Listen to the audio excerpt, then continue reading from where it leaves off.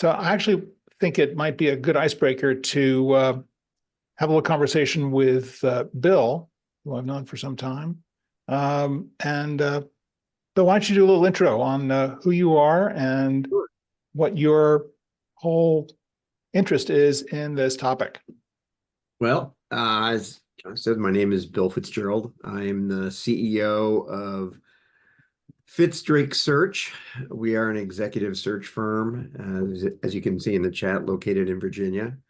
We just completed 19 years of business, primarily do director level positions and above, business services, professional services, anywhere where you find an online product or service from my AOL days. Mostly for profit, some nonprofit, but in the course of doing that, as John and I have talked, I've encountered thousands of folks looking for work, have helped thousands of folks looking for work. And when I saw the topic this week, I reached out to John because the whole topic of networking and how to do that well is something that's near and dear to my heart because I talk to a lot of folks about that. So I'm excited to join the call and answer any questions I can that people have related to that, or for that matter, is somebody who works for employers and sees both sides of that equation. Happy to answer any and all questions that anybody might have about looking for a job. So, but my pleasure to be here for sure. And tell us about your book. Oh, okay. Well, John, thank you. Plug away. Here's the book. The title of the book is How to Find a New Job Without Looking. And the whole premise of the book is to demystify this topic of networking and help people realize that it's much easier than they think, and that we all in our lives have a handful of people that we've met who have opened doors, provided advice, made introductions, who are what we think of as kind of my vital few, and the importance and how important it is to stay in touch with those folks, because invariably those are going to they will be the people that at some point or another will be helpful, and in turn you will be able to pay it back with them as well at some point or another. And the point behind the book, one of the points behind the book, is once you all land, is to really know who those my vital few are and continue to stay in touch with them, because invariably you're going to need them again, and vice versa. So it's how to make this part of the way you manage your career, your professional lifestyle, and to get away from 5,000, 10,000, 30,000 LinkedIn connections, because at the end of the day, it'll be a handful of people that really make a difference in your career and in your life. So that's what the book is all about. It's lots of messaging, templates, examples. It's not a book on theory. It's a book you pick up and dog your pages and highlight things and actually put to use right away. So what's your position about applying for jobs?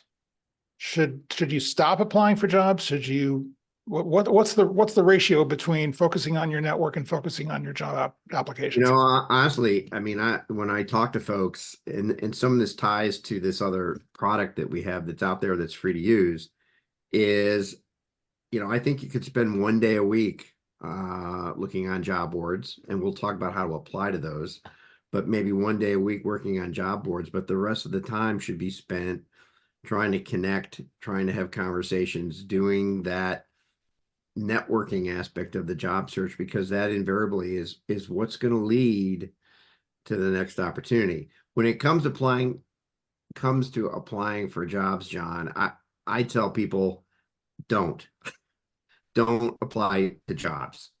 If you see a job that looks interesting, do anything and everything you can to find a connection inside that organization that can get your resume either in front of the recruiter or the hiring manager. But as soon as you send your resume into an applicant tracking system, it is just an abyss. And unfortunately, for a lot of people, just a waste of time. So it's all about trying to make connections with people that can help you and making those introductions. So how do you do that? How do you you see a position that's posted, Right. and first of all, hopefully it's a current position.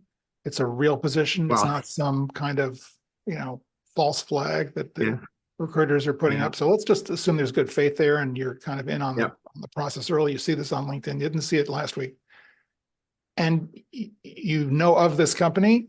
You Yeah. like the company. You don't know anyone directly at that company. How do you get in there? How do you find out who the hiring manager is? How do you, either get around the recruiter or HR or make them your friend, or how do you get to the top of the list so you're going to be considered for an interview? Well, I would look, first of all, I might look at people that who have left the organization. So you can search in LinkedIn, not only for people who are currently with the organization, but look for people who have left the organization. You may know somebody there. I mean, that's obviously your first line of your first approach. But if you don't know someone who's there, I would look for people who have left. The other strategy that people use and have had a lot of success with is to search that organization by school and see if there's anybody at that company that attended the same 2-year, 4-year, whatever level of education you're talking about, who attended that school. Because what that does, it gives you an excuse to reach out to somebody with that common experience. You're both Spartans, you're both Lions. You can reach out to somebody and introduce yourself using that as a way to kind of warm up the call, because otherwise it's a very cold call or a very cold email. And all right, why are you looking for a new position, or why did you leave your last job? This question can be really tricky if you were. Whose feed is that? Candidates who make it through. Someone needs to mute. For premium members, our iScore resume match is a vital resource in your job search. Sounds like Frederick Wall there. Yeah, it's a commercial. I'm just reading them. So that brings up an interesting thread, and I'm just going to riff on that a little bit, but I do want to open it up to the group because we've got a lot of great people here on the call today. Yeah. And I just want to welcome everyone again. And don't forget to use the chat if you've got a question. I know Katie want to know about your book, Bill. Where is this book available now? Can we find it on Amazon? Yeah, it's on Amazon. Great. And it's How to Find a New Job Without Looking on Amazon. And Great. So school, I think, is a really great untapped resource for most, if not all of us. Certainly from the point of view that you're talking about, which is not necessarily reactive, but kind of transactional about, well, how do you figure out your way to get in on a known quantity, which is that particular open position. But in terms of the prep work, which I know you're also advocating, a lot of people forget that their alumni association and their alumni affiliation on LinkedIn is a really important way to start building their career network. And it's a great way to get in touch with people that you maybe knew when you were in school, maybe you actually didn't know them. Maybe they're not from your class, but you do have that old school tie. And you will be surprised at how many people are willing to engage with you and engage with you with purpose because of this affiliation. I will tell you, John, I think that alumni connection is one of the most underused resources out there. In my experience, and we can talk about this, how you reach out, but my experience is that if you reach out the right way, most people are willing to help. I mean, there's something about that common experience that encourages most people to return that email and want to engage in the conversation. Now, when you're reaching out, you're not asking them for a job. You're reaching out with the desire to have a virtual cup of coffee, 15, 20 minutes of their time, and you've got some questions. For example, what do you see happening in that industry? What kind of people, do they look for? What kind of people are successful in this kind of organization? What kind of skills do you need for a particular job? What do they look for? There are questions that people can answer. So you don't ask them a question like, John, do you have a job for me? Because 99.9% of the time they don't, and may never have a job.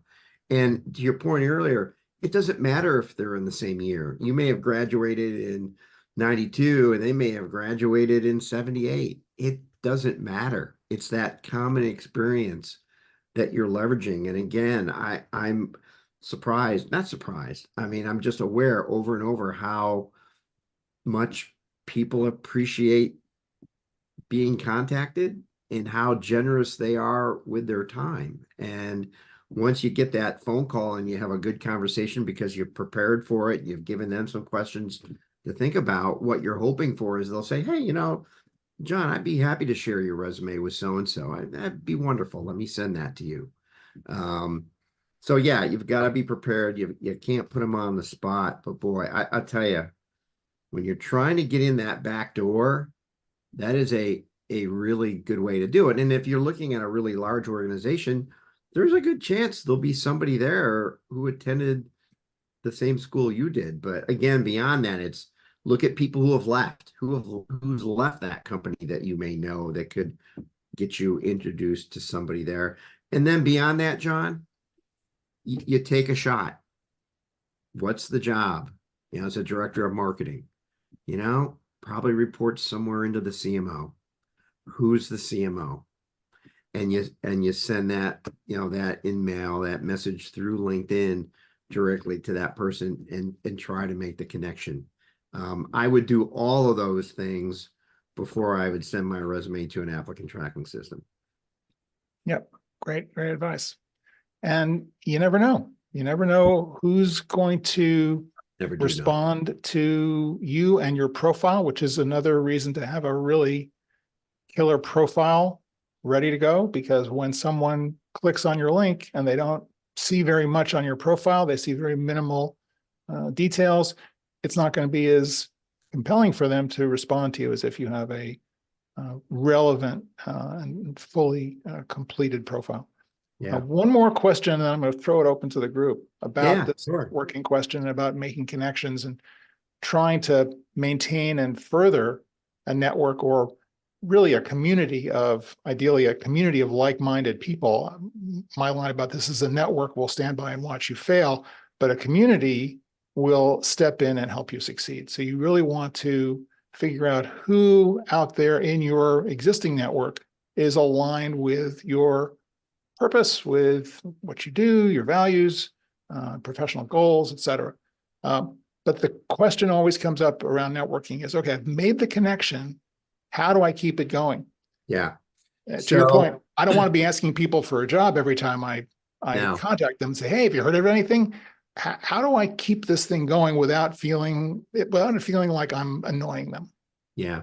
So a couple of thoughts on that. And if you want to put it in the chat, that's fine. But there's a website. It's called myvitalfew.com. And John knows about this because we've talked about it in the past. This is a platform I built to help job seekers automate their job search campaign.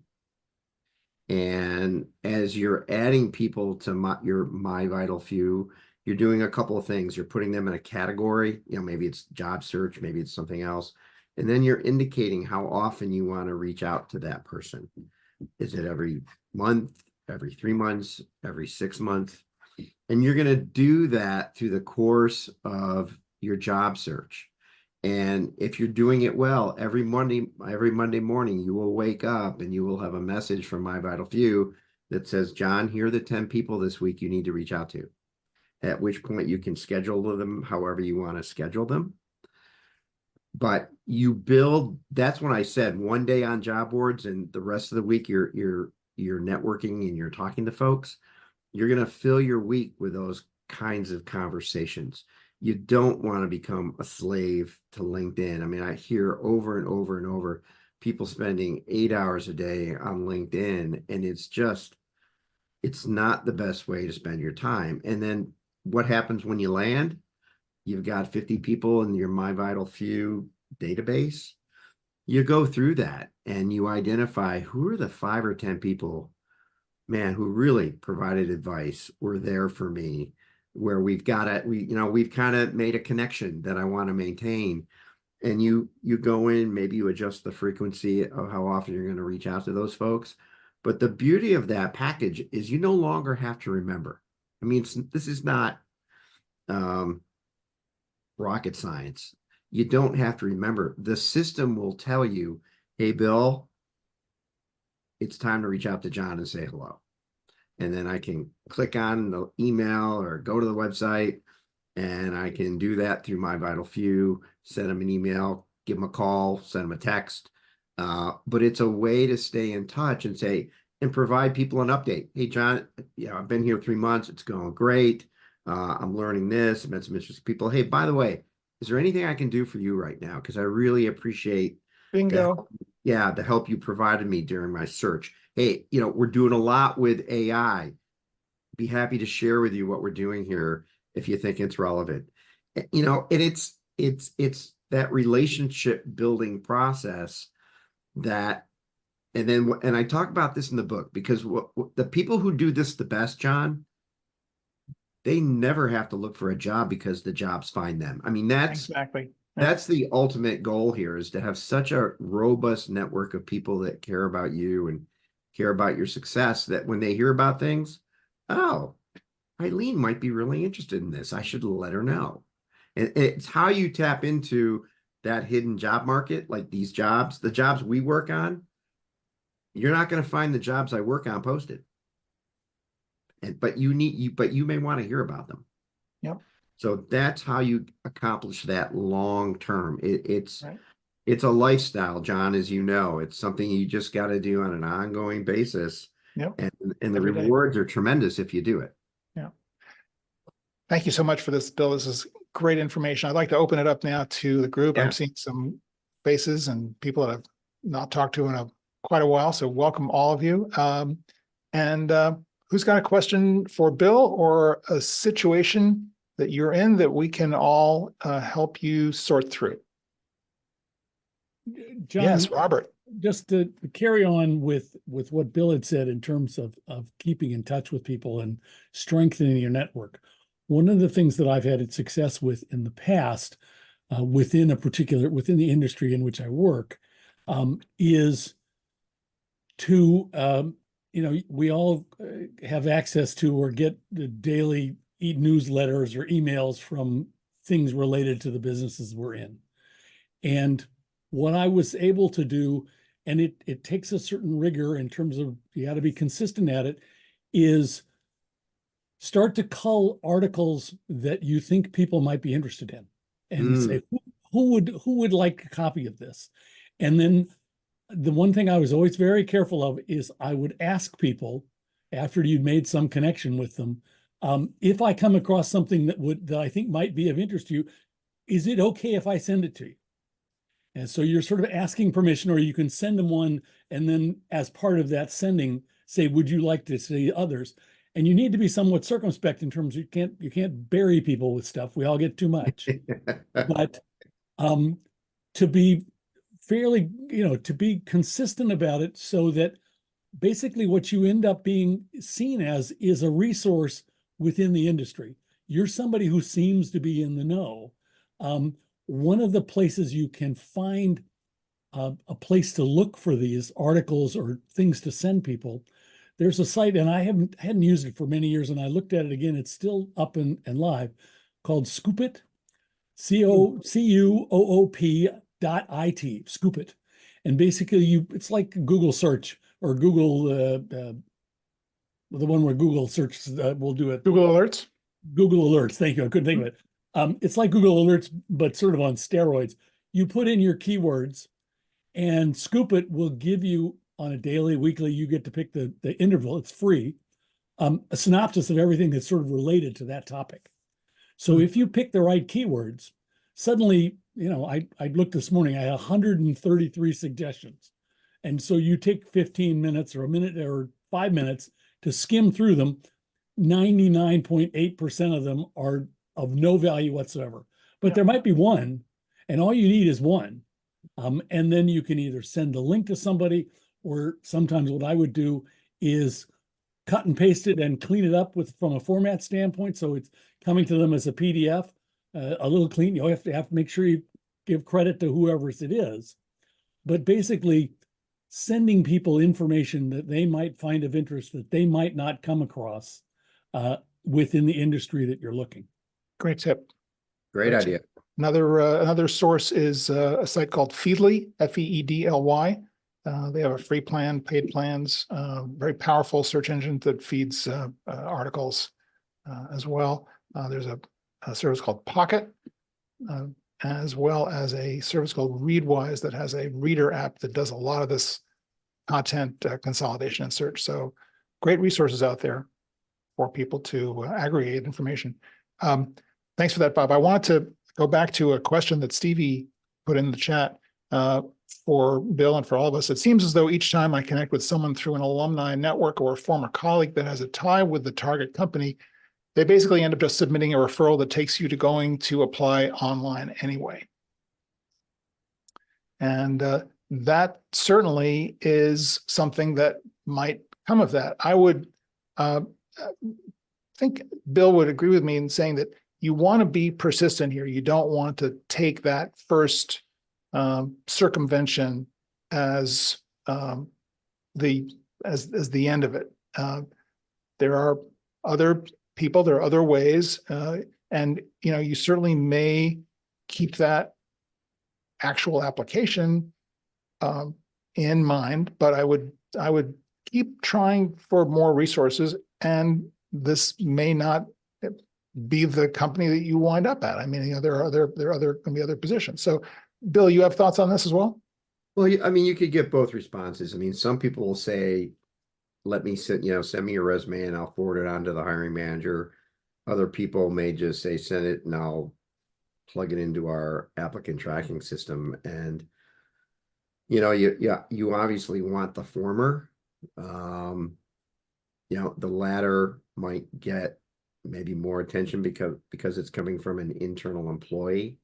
So it might get flagged more easily, but the more you can get handed off, the better, because you don't want to get lost, in an ATS if you can avoid it. Stevie says, I've had 50-50 success rate that way. I just want to say something about that, which is It's pretty good. Is good. So the analogy I use all the time with clients is, think about baseball. If you're a hitter in baseball and you're hitting 300, that's an amazing batting average, but that's only 3 hits and 10 at bats. So that's a 30% hit rate. If you're networking, if you're trying to circumvent HR and get right to the hiring manager, and you've got multiple connections that you're trying to make, and 3 out of 10 of those hits work, you're doing great. So I think it's very much a numbers game to a large degree, and you have to be persistent, and you have to also, I think, rounding it out, looking in the peripheral vision, realize that part of what the response is going to be is based on what they're seeing of you. So this goes to your profile again, and this is a very, very important component of this. You're not going to successfully build a community through your network if you don't have a profile that properly expresses the value that you deliver in a very specific way, so that people can understand whether they want to connect with you and whether they want to support you. Because if you just have generic information there, not much of a hook, not much of a reason to connect with you or to support you. But if you have something that really resonates with them, I mean, maybe you volunteer for the Boy Scouts, I don't know what that might be, and you may hit someone who goes, oh my God, my whole life and family have been about supporting the Boy Scouts. You've got an unexpected connection. Yeah. I would also tell you,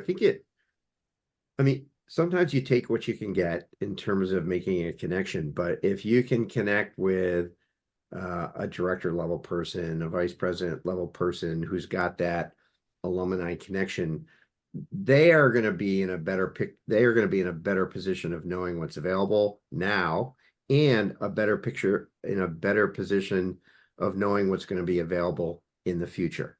So who you reach out to also matters. The other point here is you can reach out to more than one person, because this, again, it's relationships, and You I have don't to reach know. out to more than one person. Yeah, I mean, it's sometimes with some people you just click, and the conversation is comfortable, it's easy, it's fun, and they're as generous with their time and their offer to help as they can be. Other people, not so much, and that may be them, that may be you, but just because you reach out to one person at Hewlett Packard doesn't mean you can't reach out to 2 or 3 other alumni at Hewlett Packard, because one of those folks might really hit, and then they become an advocate to some degree, and you're going to stay in touch with them. Part of what you're asking them at the end of that call is, hey, would you mind if I circle back in 2 months with an update? And of course, you're going to be asking, is there anybody else either within the company or outside the company that might have some insight into the industry, might have some insight into how to search for a job in the industry? You're going to ask those basic questions, but you don't have to limit yourself to one person. And like I said, you just don't know. You just don't always know why it clicks, but sometimes it just clicks.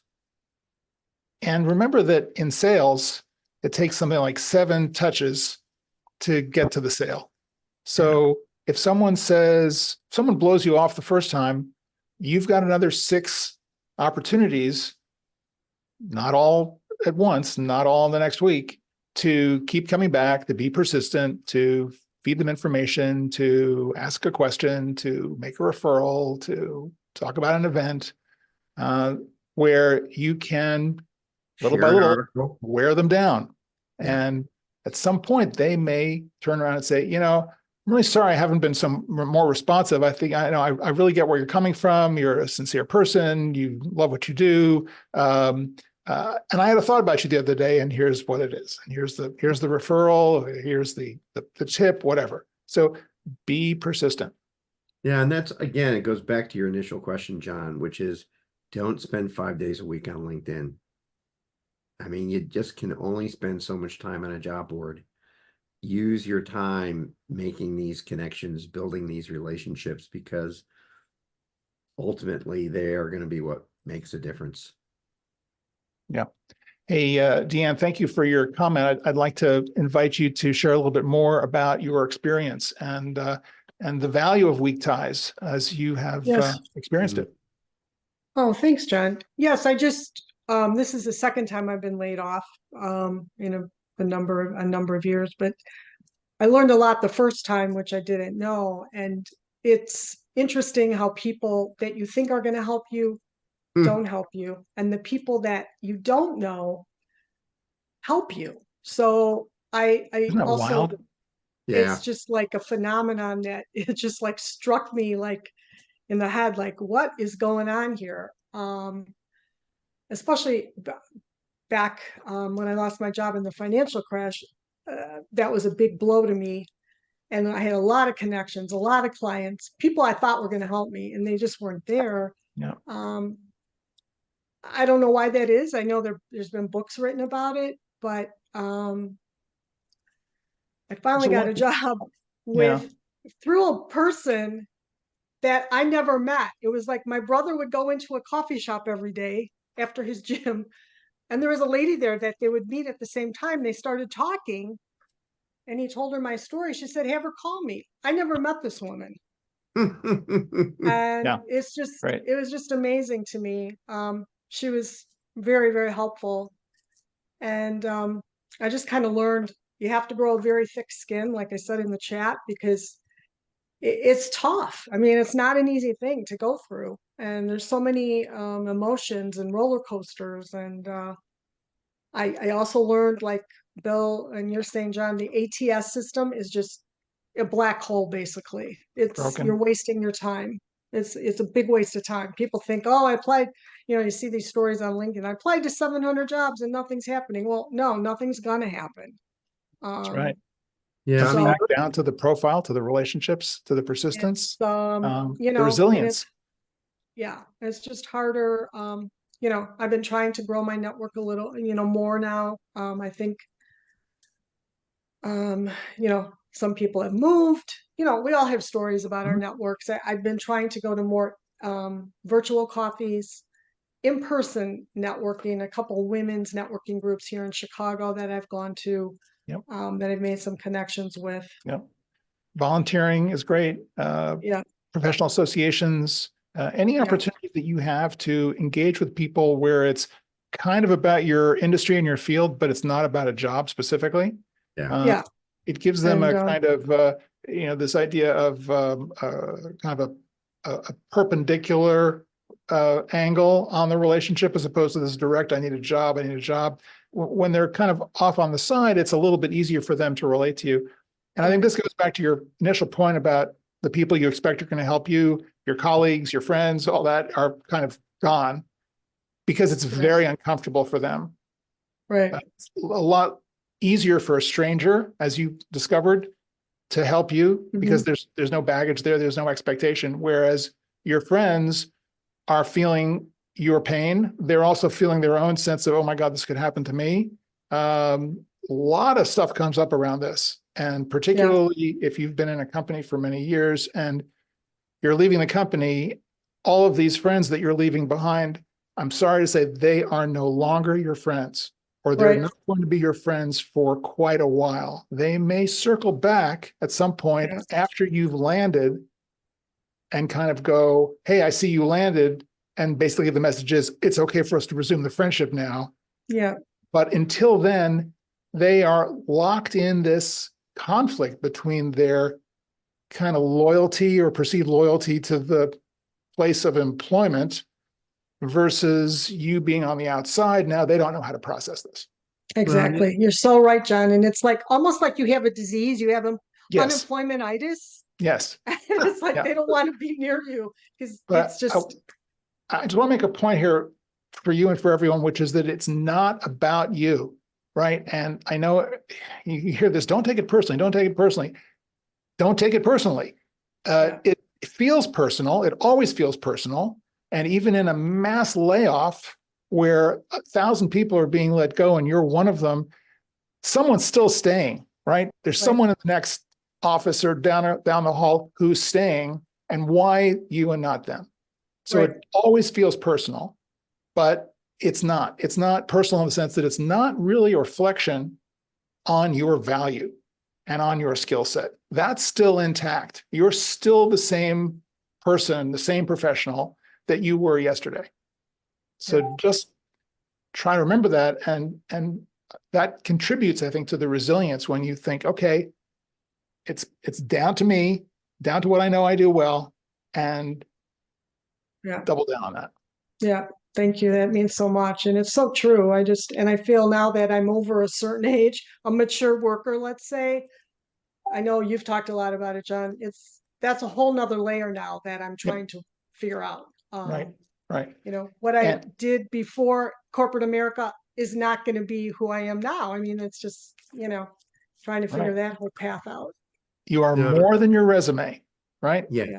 And it is as you get older, and that's what this call and the work that I do is all about. It's time to tap into that reservoir of value as opposed to looking retrospectively at what that, competition is out there, which is the shiny new toy, the young, fresh, HR trend of the week and the skills of the week, because, skills are going to come and go, but experience, insight, maturity, those qualities are hard won. And all of us on the call have that in spades. And instead of hiding it, hiding your age on your resume, shaving 15 years off of your work experience, all of those things that you do to kind of fit in with the younger candidate, I don't know how you feel about this, Bill. I am completely contrarianly opposed to it. Yeah, no, I agree. The other thing I forget the woman's name. I apologize, but there's another dynamic when you leave and you're referring back to or trying to connect back with the people you left. And that is most people, when it comes to maintaining this my vital few or this really close connection, are really bad at it. They just may not have a lot to offer. They know you want one thing, and that's a job. Most of them are not going to be in a position to help you. And so I think the key is having questions for them that they can answer to try to just maintain the relationship. But I just think people, they get into a new job, they put their head down, they go to work, and they forget about the value of maintaining these key relationships. I just don't know sometimes if they have that much to offer. Now, there are some that will, Right. and those are the ones that will help because they'll be able to say, I know somebody who might know something about this. So you just kind of, like John says, you got to persist a little with these folks, and it's more than one touch, and it's a gentle touch, but a persistent touch, and the people that can help, they'll help. I just don't think many can. The other thing I was going to say, going back to the comment about applicant tracking systems, is one of the people in the past responsible for putting those in. You have to remember a very important point about applicant tracking systems. They're not designed to screen people in. They are designed to screen people out. That's their whole purpose. They're trying to make a recruiter's job easier by, rather than having to look at 150 resumes, I only have to look at 10. And that's why you want to avoid that as much as you can, because it's less about finding the most qualified, capable person, and it's more about, I only want to look at 10 resumes. So Well said. Right. Thanks, Deanne. I really appreciate you sharing. Oh, thank you, John. I appreciate you thank you, and Dan. all of this, Bill. Who else is dealing with a transition or has questions about this that we can support today? What's painful is we get all the different tips and techniques on how to avoid ATS scans, whatever you want to call them. But do the hiring companies have similar talks to them to know our frustrations, and it's something to help them get the proper candidates for them, not the expert candidate or the perfect candidate, but the candidates that they should hire? Are they getting similar information, basically? That's just a broad question. Yeah. Yeah. I've got some thoughts on this, but Bill's the expert. Well, I'm not sure I follow the question. So if you could just So we're getting a lot of, we as a candidates for a position, we're looking for the optimal position for what we want. We are Right. told what to do to defeat the ATS scans and everything, and how to put in keywords and hopefully get the attention of the hiring manager. That's fine and dandy for us as a candidate. But does the hiring company do they get similar type of tips on how to get a candidate that they don't know about? For example, are they aware that their ATS systems, which are they're using mostly for candidate scans for resume captures, are they aware that maybe those ATS are too stringent? They're not really getting the right things. I've seen so many different variations of Microsoft Office. For example, I've seen Microsoft Office. I've seen Office Suite, which is not a real popular term, but I've seen all kinds of different variations. And it's just kind of frustrating when you have to tailor your resume to meet certain keywords in a job description, and you still get dumped out because it doesn't meet the criteria that Right. Yeah. hiring company is looking for. So here's kind of an insider's perspective. And this is particularly true whether it's a large company or a medium-sized company. And it goes back to thinking about the work. It ties to thinking about the work of a recruiter. And oftentimes the first step in the recruiting process, however you want to define it, is sourcing, which is a recruiter going out, most likely LinkedIn, other databases, other resources, and looking for people. That's the very first step. Recruiting happens when they either identify those folks or if somebody applies and they get a referral. And their job then is to start screening that person to make sure they're qualified. And then if they are, they kind of quickly move into recruiting, which is, I like you. I want to tell you a lot about the company. I want to introduce you to a hiring manager or two. Okay. Here's the dirty little secret. Internal recruiters have almost no time to source. They are totally dependent on what comes into their applicant tracking system. So, and it goes back to what we talked about early on, how important finding other ways to get in the door and finding other ways to hear about jobs is so important, because I would tell you honestly, recruiters do very little recruiting as all of you think about recruiting. They're just responding to ads, who applies, they're responding to what shows up in their applicant tracking system. So to get around that, you've got to build a network of people who are working on your behalf to help you find those jobs. Those recruiters they're not getting any of this kind of training. They are totally dependent on what's in that system. Yeah. Hey, I mean, Bill, Clarke, if I can put another spin on it, Yeah, go for it. it's kind of strangely, it's not their job to do what you're asking them to do. They don't see it that way. A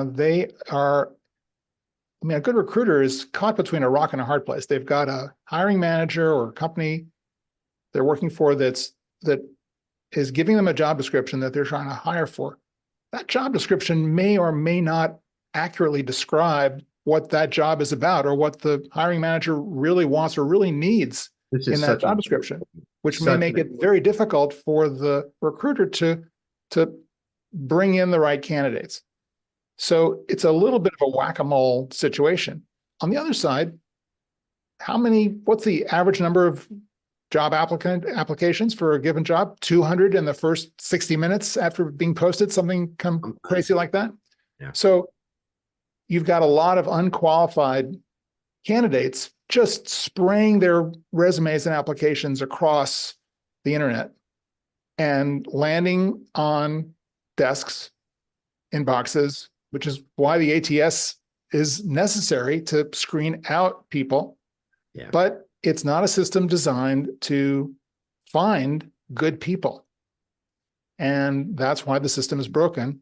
That's why Bill wrote his book and advocates for this methodology, as do I, to circumvent that process. And Clarke, I hear you. What's the keyword? Microsoft Office Suite. Is it relevant anymore to put down the tools that you use? Do people kind of look down their nose at you if you put down a basic tool like that, or do you need to put down Salesforce or Jira or some niche software to be taken seriously? You're going to go crazy trying to game that system, which is why you want to focus on meeting people who get you, who aren't concerned about your keywords because they get you. They know what you do. They've talked to you face to face, right? You're building a relationship with them. They can vouch for you, and they're willing to call someone up and say, hey, you should talk to my buddy Clarke. Because I'll tell you, for anyone on the call who's been in a position where they've hired staff, you would much rather get a call from a friend saying, hey, talk to this person for your position versus some unknown resume that comes across the transom. Yeah. Yeah. And I further add to that, these recruiters, they may have 10 open jobs. They may have 20 open jobs. They may have 30 open jobs. I guarantee you they have no time to source the right candidate. All they're doing is going to meetings with hiring managers that are not very happy and pulling information out of this database. And the other point John made, which is just so spot on, and which makes your job as a job candidate so hard. The garbage that gets posted on job boards is exactly that. They are HR generated job descriptions created by HR to satisfy some other purpose. They're not written, they're not put together after detailed analysis of the requirements to fill the job. And they are two different things. So you may look at this job description and think, I'm perfect. Everything they're asking for, I line up against exactly. And it may not even be a reflection of what they're looking for. It's such a lousy system that, you got to do some of it. I get it. I mean, you always can't find a person, and sometimes you just got to suck it up and go through the process. But it's designed to screen you out. It's not designed to screen you in. The information is often inaccurate. And the more you can build this network of connections, the better you're going to be at finding that right opportunity. Stevie, maybe you're shy. Would you come on camera and share your question? Yeah. Sorry about that. Unfortunately, I love yeah, it. my camera is actually. I have Just a problem with the hardware here, but hopefully everyone can hear me. Yes, we can hear you because you've got a good question there, and I've got an answer. I'm sure Bill's got an answer. Yeah. I'd love to hear from you. No, this is not really a question about, from me, like, how to get a job. It just, like, hearing all of this just makes me think, why they should just do away with job boards and like just forget about them, because then if the only way to get into a job is through a referral or a connection. And then the weird thing is, John, I'll tell you this, I'm there, if you go on Reddit, or like there's also maybe LinkedIn, there's also a very popular app within the tech industry called Blind, and it's kind of, I think you might have heard. There are people who say like, hey, direct message me for a referral, and it's like these people are referring people who you've never met before. So okay, if that's, it's all leading to some critical mass of, okay, then the only way to get a job is through referral, then everyone's going to get a referral, but no one, the actual value of a referral means nothing because you've never met the person, and you just met, you're just advertising on the job board. Hey, I work at Google, or I work at Toyota. I can refer you. So if everyone does that, then what's the purpose of a referral, right? Yeah. Well, the purpose of the referral, a real referral, is a real referral. It's someone that you actually know. If you're hiring, and someone you actually know and work with or have worked with calls you up and says, I have a referral for you. And you say, okay, so tell me about this person. So, well, this is someone that I met on LinkedIn. I've been engaged with them for the last 6 months. They've got this, background. They've worked for this company. They've done this kind of role. I mean, that's a real referral. That's not just, hey, here's a name, right? I don't know this person, or I'm not willing to tell you that I know or don't know this person. I mean, that's BS. And there's a lot of that going on. There's a lot of kind of fast and loose BS going on. A lot of numbers overload. We're talking about real stuff here. We're talking about real connections, real relationships, real work to get the work that you want to do, that you deserve to do. It takes work to do that. I mean, back to what Deanne was saying about developing a thick skin, right? Yeah, this is gotta engage. I feel that this is a very bad sign of something, of like society. Just it's unintended consequences. It's people are now kind of like almost cheating the system to do. It's like almost well, why do people cheat on their taxes? It's because you made the rules so hard in the first, it's so crazy in the first, I'm trying to draw an analogy here. Yeah, but, absolutely. And then if the system is doing that, then you get, this begets practices like this where, people get referrals when they don't even know them. So, I mean, you're creating a monster. And I think this is a sign saying that this whole system needs an overhaul. Yep, that's what we're doing on this call. Kind of avoiding the system, and really trying to find real people. Because look, at the end of the day, you don't want to work for that fast and loose person who's even taking that anonymous referral or whatever, however you want to characterize it. You don't want to work for that manager, right? That's not going to work out. You want to find people, companies that have real values.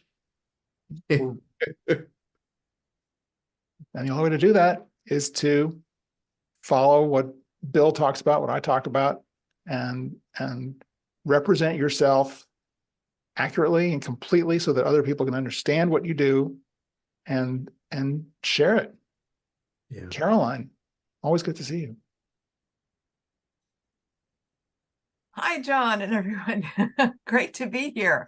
I just had to weigh in on recruiters who are recruiting for positions that aren't on the job boards. These are really interesting. The job I currently have, which I'm very happy with, and yes, the job description they had for it had nothing to do with what it really was, but I suspect I was told that anyway. So it was about my vetting the company and the company vetting me, and it was a position that they didn't have for this group before. So it was a new position. In any event, I work for a major solar company called Trina Solar in their US division. But I think you bring up a really good point there, and that's something which I was thinking about as Bill was talking before, this idea that through this process of actually connecting with real people and getting into conversations, you may wind up in a situation very similar to what happened to you, Caroline, where you get hired into a job that's not posted. Yeah. Right. That they've been There's thinking no way about I would have doing. found this. Right? It was They're not out thinking there. about it. This happened to me at DreamWorks. This is kind of my great story of kind of coming out of my 50-year-old career crisis and getting hired into a job that did not exist. Yeah. And when I first connected with him, and I had a friend who worked there who said, "Hey, you'd be great over here." I said, "Well, is there a job?" He said, "No." And I built relationships through this person. Again, back to Deanne. This is the last person I would have ever expected to help me get a job. And sure enough, through that networking process, they created a job for me. So this is possible, right? And it all gets back to this question of connecting in a real way with real people. And I just want to mention that a couple of things. One, Trina Solar that I work for, the U.S. division, we're growing because we're just in the process of building a U.S. Module manufacturing plant, 5 gigawatts in Texas, south of Dallas. So you're hiring. They need all kinds. Engineers, supply chain, you name it. There's going to be 1,500 jobs. Now, a lot of them are factory jobs, but there's a whole lot of management, everything else. So in an industry that's contracting at the moment in residential solar, not utility and C&I, but what I found is Trina, which has wonderful values. The founder 26 years ago is still running the thing, and it's a 20,000 person global company now. And so he and his people are still running it. So Caroline's contact is in the chat.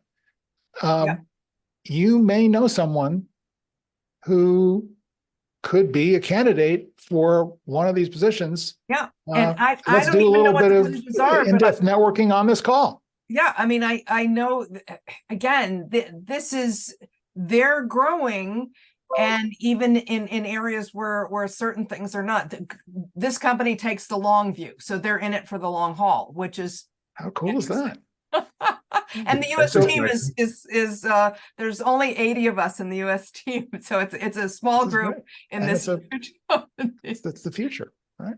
Mm-hmm. So we only have a few more minutes. I just want to make sure that everyone's got a chance to share who wants to share. So Could who's I gonna just take us out? mention one more thing that I Yes, put in the yes. chat, and that is I mentioned about the law of attraction. Yes. Because honestly, Michael Loget's book, and I put it in the chat, Law of Attraction, there's something called the contrast to clarity exercise, which I highly recommend, because it's where you put down on one side of a page everything you don't want about a job, or, and everything you don't like.